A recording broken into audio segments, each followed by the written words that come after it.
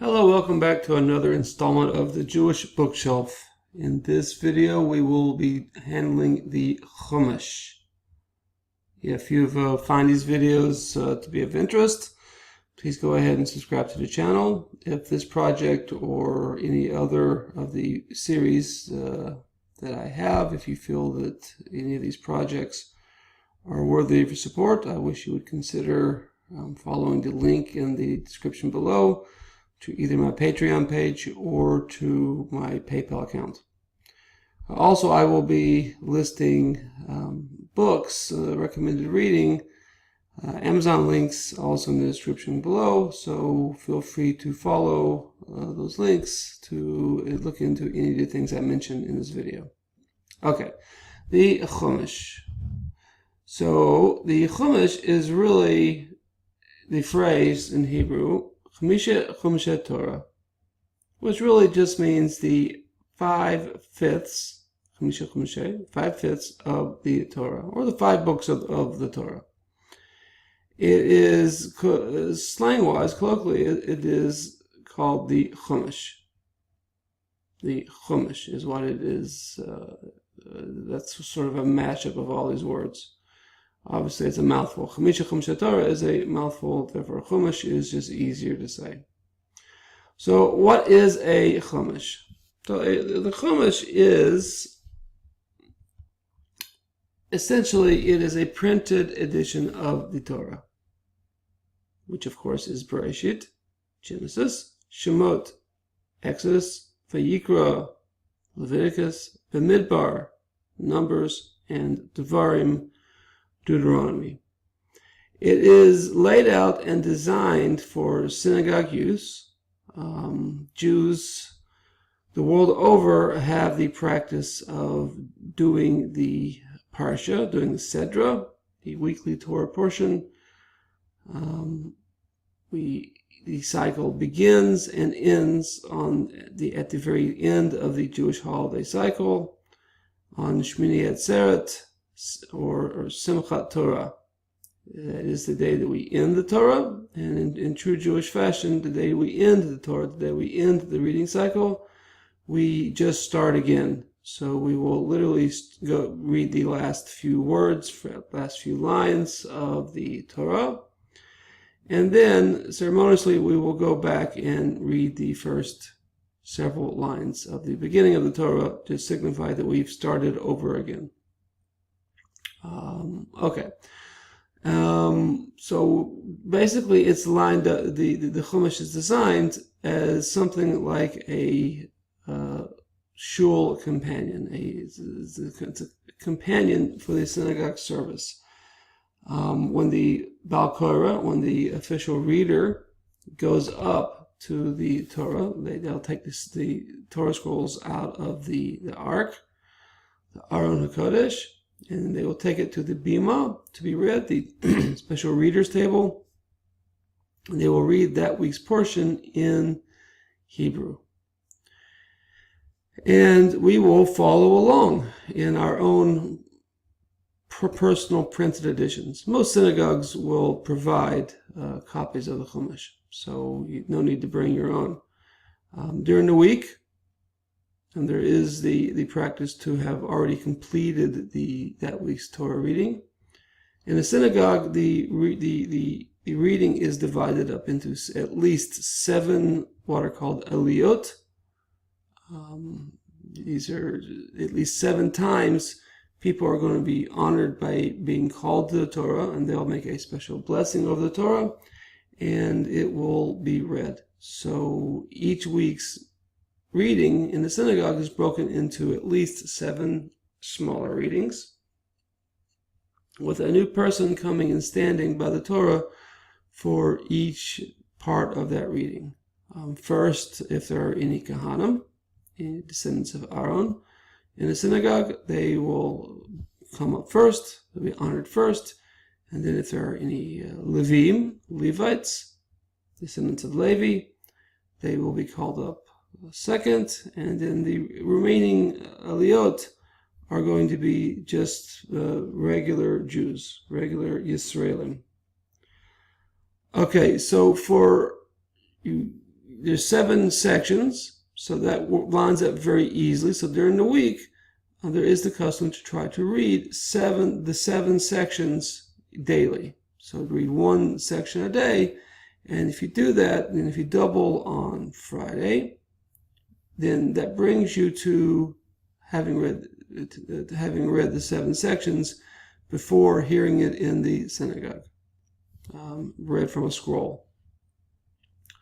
Okay, so some of the things you're going to look for in a Chumash, one of them is clear, large fonts.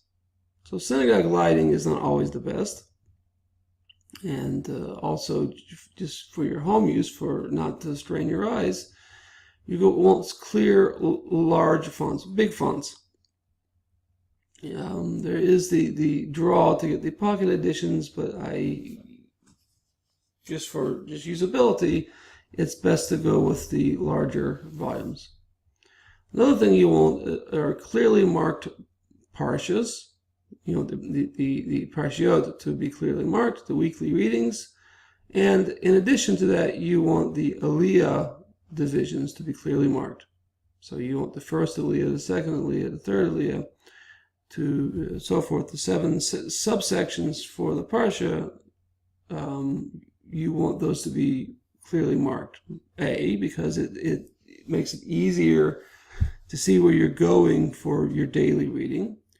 And B, whenever you're in the synagogue and they're reading, it's nice to have a clear idea of where the next person going up to the Torah, where the reading is going to pick up from. Okay, so next thing you really want is to make sure it has the Haftorah, the weekly readings from the prophets. These readings are based on the theme of each weekly reading in the Torah. Typically, they will either come printed immediately after each week's portion, or they will be at the very end. So you want to, in any volume that you get, you want to make sure that the Haftorah is not sort of squinched in the back and a small font. You want to make sure that it is in a large usable font. Another thing you're going to look for is the 5 Megillot, 5 scrolls, the minor scrolls. You want that to also be, usually those would be in the back, and those are going to be the scrolls that are read for various holidays. Esther, the scroll of Esther, is read in the synagogue during Purim, the holiday of Purim, so you want that to be there. The scroll of Shir HaShirim is read during Passover. The scroll of Ruth is read on Shavuot. During Tisha B'Av, they read Eicha. And during Sukkot, they read Kehelet. Okay, so these are the 5 books of the Bible that are also read on various holidays. So this really, like I said, this is your shul companion. The Chumash has most of the readings that you're going to need for the year. There is also the book of Jonah that is read during Yom Kippur. That is frequently not printed in the Chumash because that is frequently included in the prayer book for Yom Kippur. However, you might find it printed in some Chumashim, so that would be of value as well. Okay, another thing you're looking for is Targum Onkelos. Onkelos was a Roman convert to Judaism, and he translated the entire Torah into the vernacular Aramaic of his time period. And as that became such a prominent translation of the Torah that it became sort of standard to print Onkelos along with the Hebrew text. It is in several places an interpretive translation, Now, a literal translation, so it also can double as a commentary to see how Onkelos interprets the text. There is a custom, a very prominent custom amongst Jews, especially more traditional Jews, to do what's called Shnai Mikra V'chad Targum, to read the Mikra, the scripture, twice, and the Targum once, the Aramaic translation. So you'll find certain editions printed with the Onkelos interpolated into the text. You'll see each verse in the Hebrew. Sometimes it'll be printed twice so that you can read it over. And then after that, it will be the Aramaic text. But in most standard Chumashim, you'll have the Hebrew text, and then right beside it, you'll have, or below it, you'll have the Aramaic text in a block. Not this line for line sort of presentation, but you'll have it in a block. So that, again, there are those Jews who will read each verse of the Torah twice in Hebrew, and then read it once in Aramaic. This is one of the ways in which the Aramaic language was preserved as a viable, usable language amongst Jews, is by this practice. So as a result of this practice, Hebrew and Aramaic were well preserved amongst Jews. Okay, another thing you're going to look for, which is standard in many editions of the Chumash, is the commentary of Rashi. And Rashi will get his own video in this series eventually. Rashi is Rabbi Shlomo Yitzchaki, Rabbi Shlomo, the son of Isaac, and he was a medieval French commentator. Basically, he has a line-for-line commentary, running commentary on the text of the Torah. And he is considered to be the principal commentator on the entire Tanakh. Okay, another thing you're going to look for is an anthologized commentary. Something just gives you little tidbits, things to catch your fancy, to catch your interest. And this can really liven up the reading as you are studying, or as you're sitting during the readings of the Torah, whenever they're changing out people who are being honored by the Torah scroll. Sometimes it gives you a few minutes. You can go down to the bottom of the page and look, and you can grab a bite-sized factoid, something, a small paragraph that grabs your interest. So these can really make for livening up the synagogue experience, for giving you these little sort of side benefits. And finally, you want maps and charts. Maps, because many of these places are unfamiliar to us. In charts, you want genealogy, or you want discussions of how various sacrifices were done. So this will become useful in your study, not so much in synagogue use, but in your home study, this will become quite useful.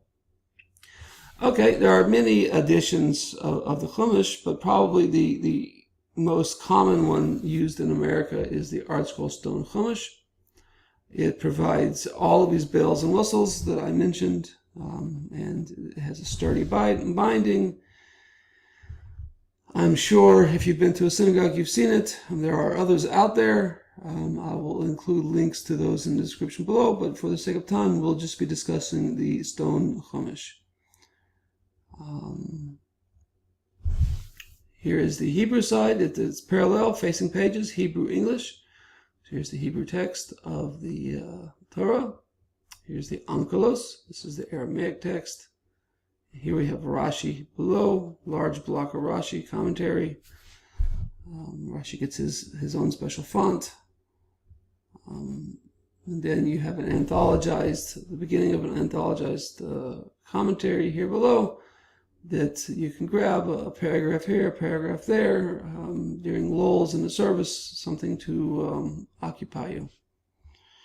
And here we have the translation. We have the English translation. Again, the parsha, the blocks, the parshiot are clearly marked.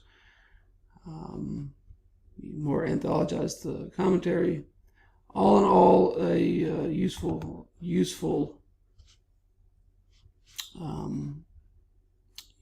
publication. Probably the most common one used today. There are other ones that are catching up. The Korin, like I mentioned in the previous video, is making a stab towards the American market. So we see it's becoming more popular in certain places. Feldheim, I believe, has a Chumash. Sometimes there'll be Chumash that are sort of niche Chumashim, which will have the comments of a particular rabbi. So these are good for personal use, not so good for synagogue use. There's a Gutnick edition that is prevalent amongst Chabad houses, Chabad Hasidim, a place, whatever they, they have anthologized commentary from their sources. It's also a very fine, beautiful edition of the Chumash. Of course, there's also the older Hertz Chumash, which is the Chumash that I grew up with. I still am quite nostalgic. It's pretty bare-bone Chumash, but the comments are written in such a beautiful high English that it just makes me smile whenever I see it. Okay, so anyway, I hope you found this presentation useful. Again, the Chumash, the Chumashim Torah. This is just a binding of the Torah itself and other texts that will be useful in the various synagogue services for the year. Okay? Kol Tov, Hatzlacha Rabba, keep learning.